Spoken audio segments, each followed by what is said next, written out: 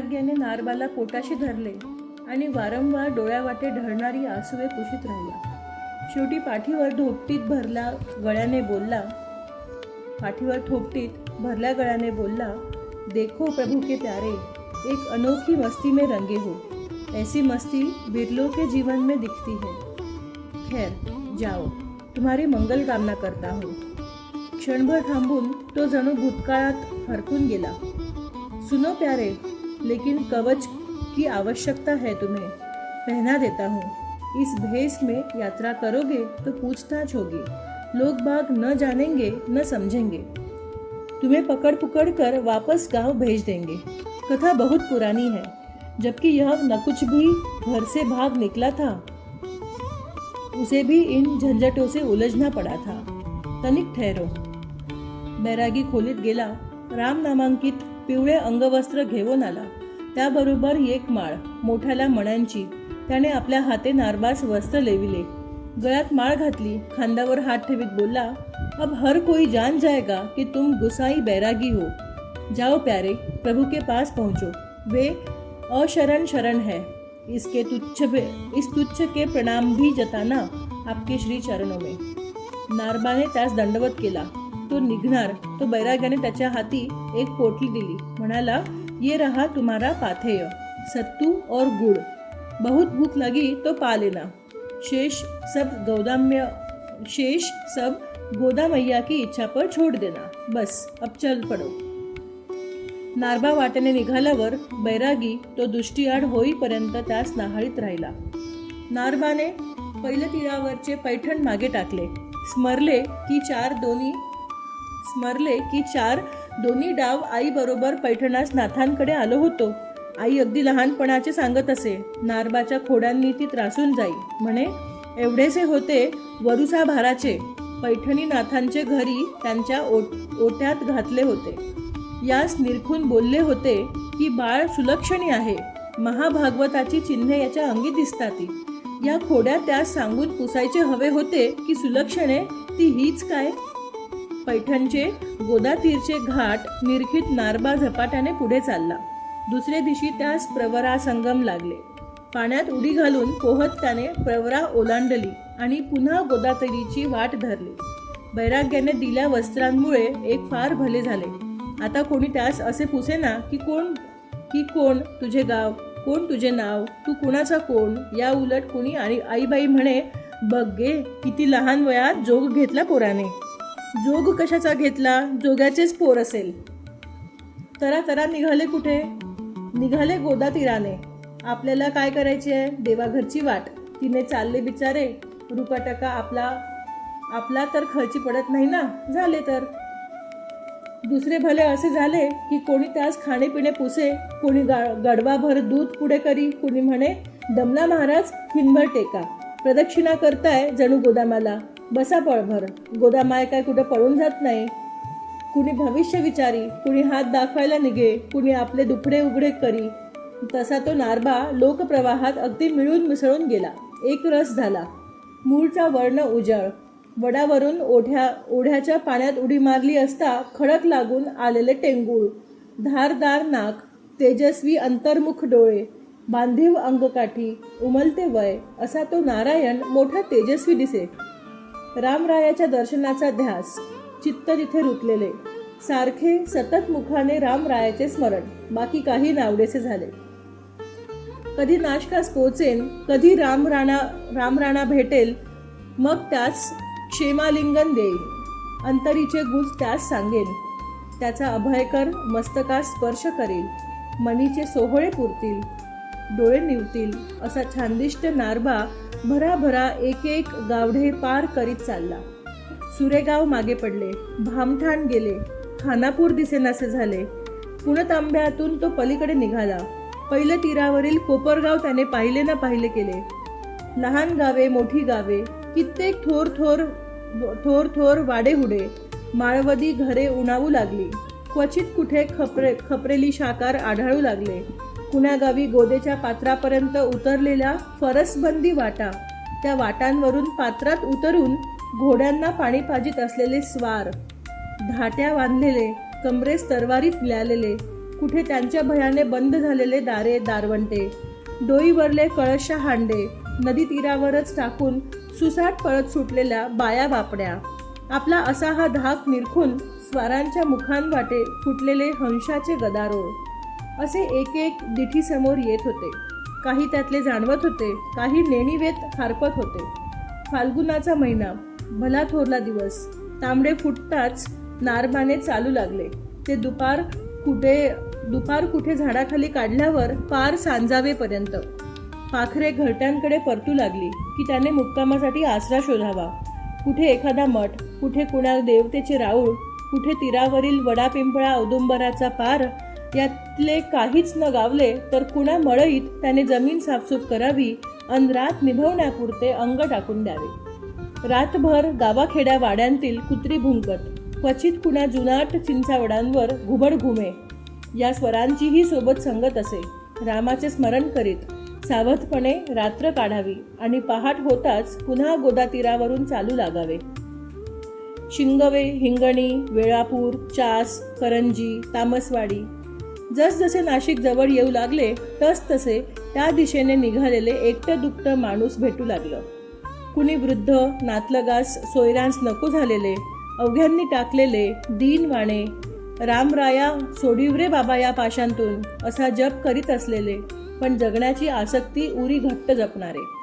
कुणी रोगाने पिंडलेले, खंगून गेलेले, धाप लागलेले, हाडांची मोडी झालेले, मरण यायचे ते रामाच्या दारी येवो म्हणून त्या दिशेने निघालेले.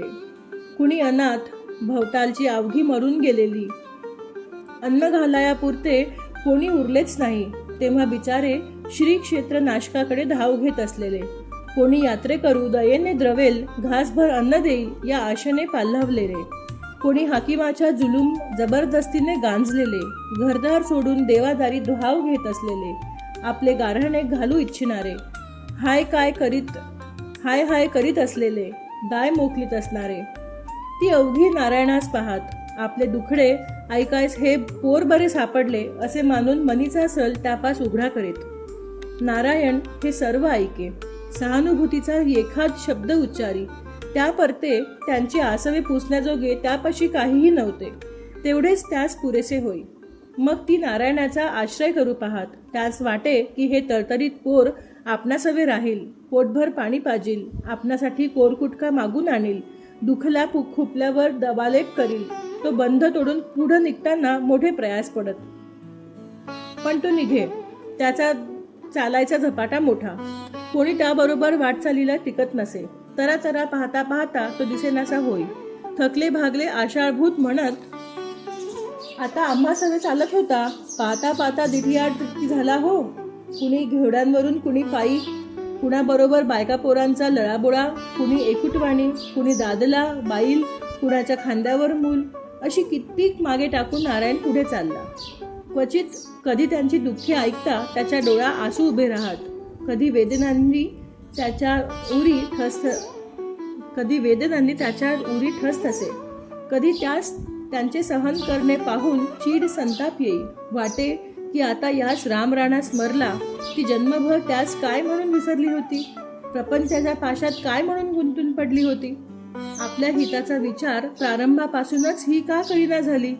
यास कोणाचा भरवसा होता, स्वतःचा, बंधुभावकांचा, सगळ्या सोयऱ्यांचा, हकीमाचा. आणि मग या सर्वांनी टाकल्यावर आता ही जखमी होऊन देवाकडे धावत आहेत. देव यांना आश्रय देईल.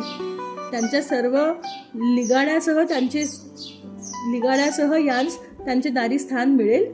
या बंधनातून सुटायसाठी त्यांनी आधीपासूनच यत्नांची पराकाष्ठा का केली नाही. हातपाय धड होते, शरीरे सक्षम होती, इंद्रिये सजग होती, साधेला दाद देत होती, तवरच ही जागी का झाली नाही. यास काय मोहनिद्रा लागली होती, मायेची भुली पडली होती. नाशिकच्या दिशेने धावणारे तांडे, प्रत्येक गावगाणीत फुगणारे सावळी, आणिक एक तांडा, दारणा संगम, आणिक एक आषाढभूतांची टोळी, कळवी, आणि एक दिनवाट्यांची झुंड, आसुसलेल्यांची, हपापलेल्यांची, वखवखलेल्यांची. कधी त्यास वाटे की ढळत्या जीवनात का होईना हे सावध झाले ना, रामरायाच्या चरणी स्वतःला समर्पित करायला चालले ना, मग तो करुणेचा सागर यास पावन करून घेईल. पण या आशा मनशांनी बरबटलेल्या मुद्रा, ही लोभ मोहांनी लिडबिडलेली मने, यासह तो यास सरते करील? नाही. मग तर याच्या दारी या सगळ्या कश्मलांचा उकिरडा वाजेल. तो ओलांडून त्याला खेव देणेही दुर्धर होईल. असे नाना परींच्या कल्पना कुशंकांनी त्याचे मन झांकोळून येईल. मग तो निकराने त्या कंजाळातून बाहेर निघायचा प्रयत्न करील. पाय मात्र नाशिकच्या दिशेने चालतच होते. अचानक त्याला स्फुरले, आपण किती भले केले. शरीराची कळी अजूनही पुरती उमलली नाही. भोवताली पसरलेल्या नानाविध रंगारूपांचा स्वाद अजून घेतला नाही. गंधकोशांचा सुवास अजून घ्यायचा राहिलाय. शब्दस्पर्श रसांचे रहस्य अजून उघडले नाही. तोच हे आपूस जीवनपुष्प श्रीरामचरणी व्हायला चाललो आहोत. आता मागे वळणे नाही. जीवलगांच्या ताटातुटी केल्या, त्या पुन्हा जोडणे नाही. बंद निखळले, बेड्या उखडून झुगारून दिल्या, पाश तटातटा तोडले. हे पाखरू पिंजरा तोडून बाहेर पडले. ते आता पुन्हा त्याच्या मोहात गुंतणार नाही. हे रामरायाचे होऊन जाणार आहे. तो मारो तो तारो, त्याविणे गरज नाही. आता प्रभूंचे होऊन जायचे, केवळ त्यांचे. रामांचे दास्यत्व स्वीकारायचे, हा वज्र निश्चय. टाकळीपास नारायण पोचले. तो त्याला नाशिकच्या पंचक्रोशीत आल्याचे जाणवू लागले. अष्टसात्विक भाव जागे होऊ लागले. कंठांशी वारंवार हुंदका दाटू लागला. अंगी रोमावळी उभा ठाकल्या. अंग कापू लागले. एखादे वासरू मोठ्या असोशीने गायीकडे सुटावे तसा तो अतिशय झपाट्याने पुढे चालला. स्मशानात 2-3 प्रेते जळत होती. तिकडे त्याने अजिबात लक्ष दिले नाही. गढी आणि गोदाकाठ यामधून जाणाऱ्या पावटीने तो नाशिकात शिरला तेव्हा 1.5 प्रहर दिवस चढला होता. गोदातीरी यात्रेकरूंची गर्दी कुण्या देशींचे वराडी, खानदेशी, कोकणी, बालेघाटी, नर्मदीय, पंजाबी, केरळी, आंध्र स्त्रियाही होत्या, पुरुषही, वृद्धही आणि मुले देखील. गोदातीरीच्या कुंडावर ते सर्व भाषा संमेलन भरले होते. भाविक बुड्या देत होते. ओंजळीमधून पाणी उचलित होते. पंड्यांच्या आणि क्षेत्रस्थ भटांच्या संकेतानुसार ते पुन्हा गोदेत सोडित होते. पुन्हा बोटांनी कान नाक बंद करून बुचकळ्या मारित होते. ऐन कुंडांपासून थोडक्या अंतरावर श्राद्धविधी चालले होते. न्हावी पोटऱ्यांवर चटाचटा वस्त्रे लावीत डुया बोडीत होते. त्यांच्या भोवताले हजामती करू इच्छिणाऱ्यांची गर्दी. आपले गिराईक अन्याकडे जाऊ नये म्हणून न्हावी गिराईकांच्या डोक्याचा एखादा पाट काढून त्याला शेजारी बसवून ठेवीत. गोदेच्या पात्रात अस्थिकुंभ विसर्जित करणाऱ्यांची गर्दी. रामकुंडात तळाशी अस्थींचा खच पडत होता आणि पाण्याच्या प्रवाहाबरोबर तो वाहून जात विरत होता. या सर्वच यात्रेकरूंमधून याचक याचना करीत लोचटासारखे हिंडत होते. आपल्या दीनवाण्या मुद्रा अधिकच केविलवाण्या करीत होते. कितीही मिळाले तरी त्यांची तृप्ती होत नव्हती. घाटांपासून थोडक्या अंतरावर पालांमधून पितळी तांब्याची भांडे, गडवे, तबके, ताटे, पराती, नाना जातींचा माल मांडला होता. चंदनाची खोडे, सहाणा, अगरू, रेशीम वस्त्रे, हे सगळे वैभव 2 बाजवांना मांडले होते खरे, पण व्यापाऱ्यांच्या एक डोळा ग्राहकांकडे होता तर दुसरा धावेकरांच्या घोड्यांच्या पायातळी उसळणाऱ्या धुळीकडे. पळा पळा शब्द फुटताच ते आपापली दुकाने गुंडाळून पेवाम बळदांत लपणार होते. हे असे तर अनेकदा घडले होते. सुभेदारांची माणसे यात्राकर गोळा करीत हिंडत ते वेगळे. यापरत्याही कोणा दुश्मनाच्या धाडी येतील आणि कुणाचे काय उचलून तुफान घोडदौडी करीत नाहीशा होतील, काहीच भरोसा नव्हता. एकदा ती धाड आली की तेवढा पुरता गोदाकाठ रिता होईल.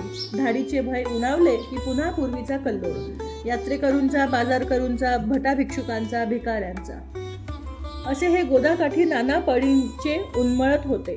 पण नारायणावर त्याचा तीळ मात्र परिणाम नव्हता. एका कारल्यासारखा तो राम मंदिराकडे धावत होता. गोदेचे पात्र ओलांडून तो पंचवटीत शिरला. जणू विजूने भारला असावा असा तो मंदिराच्या वाटेने चालला. चैत्र नवमी जवळ येत होती, त्यामुळे यात्रेकरूंचा जमाव वाढत होता. मंदिरात दर्शनेच्छूंची एकच गर्दी. त्या सगळ्यांमधून घुसून तो सभामंडपात शिरला आणि गाभाऱ्यासमोर जाऊन उभा ठाकला. तिथे त्याचे आराध्य दैवत उभे होते, पण ते वस्त्रांनी झाकलेले, पुष्पमाळांनी लादलेले, अलंकारांनी कोंडलेले, धुपाच्या धुरांमुळे अंधुक झालेले. तो क्षणभर अस्वस्थ झाला. मंदिरी तेवत असलेल्या असंख्य दीपांच्या प्रकाशातही ते त्याला दिसलेच नाही आणि दुसरे अलौकिक क्षणी ती गूढ मूर्ती जणू अदृश्य झाली.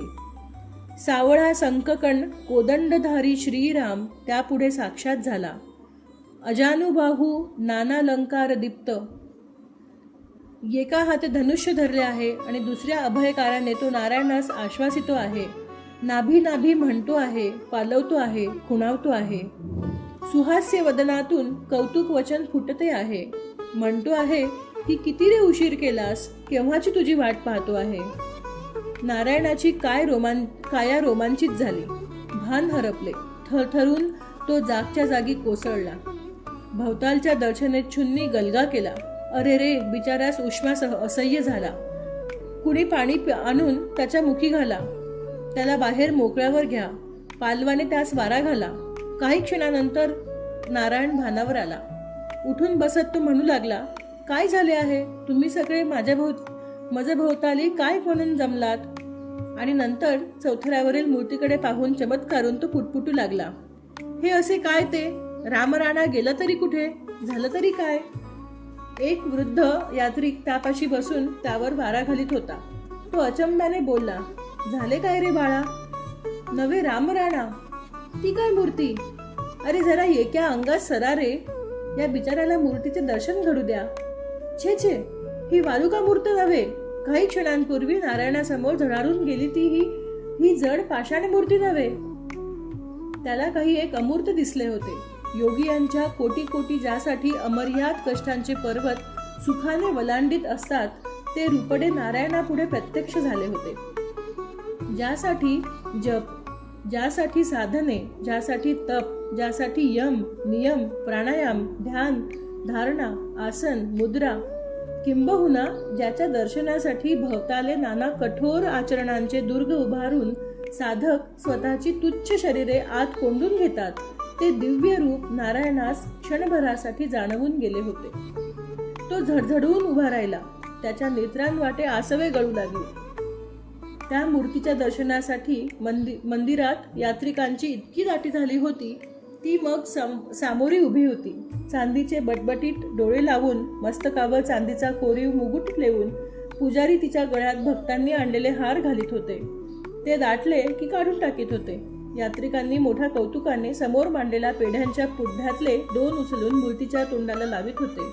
त्या पेढ्यांचा गंध, त्या हारांचा गंध, चंदनाचा गंध, धूपदीपांचा गंध, त्या परिसरात सूर्यदर्शन होत नसल्यामुळे तिथे साकळलेला एक प्रकारचा कुबट गंध, असे नानाविध गंध मूर्तीपास एकवटलेले होते.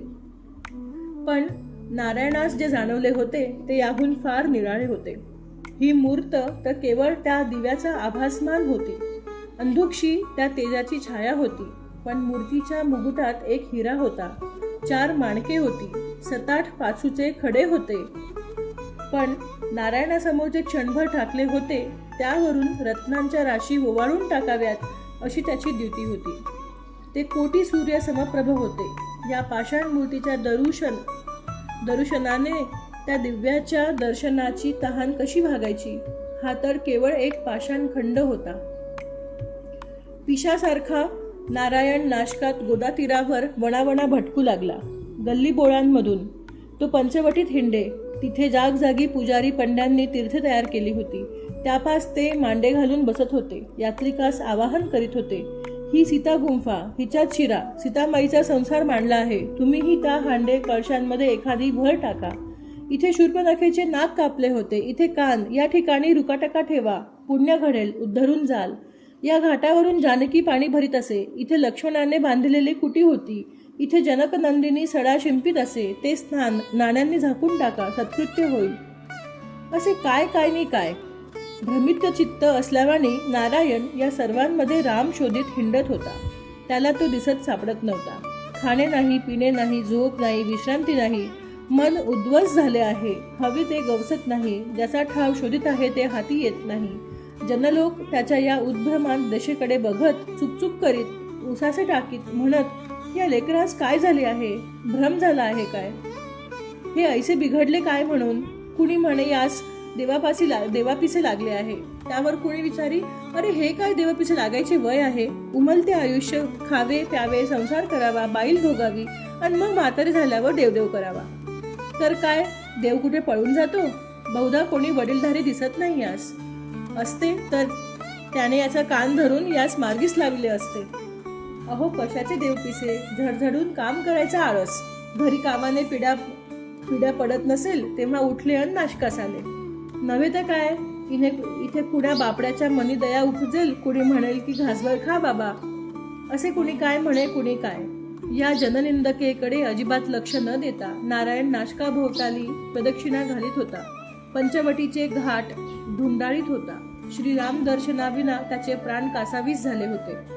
काय केले म्हणजे ते कधीच्या काळी दिसले भासलेले रुपडे पुन्हा डोळेभरी पाहीन. काय शरीर नदीच्या अथांग पाण्यात फेकून देऊ? काय स्वतःला सुळावर घालून नेऊ? काही काया कावळ्या कुंतऱ्यांसमोर टाकू? करू तरी काय? म्हणजे तो अशरण शरण स्वामी माझ्या मस्तकी हात ठेवून मजला कृतकार्य करील. इथवर की घाटांच्या घरा मंदिराचा प्रत्येक चिरा नारायणाच्या परिचयाचा झाला. कित्येकदा त्याने त्यामधून आपलक नेत्रांनी त्या अलौकिक रूपाची वाट पाहिली. रामनवमी टळून गेली. वैशाख उजाडला. धू धू तापत ज्येष्ठ अवतरला. गोदाजल क्षीण झाले.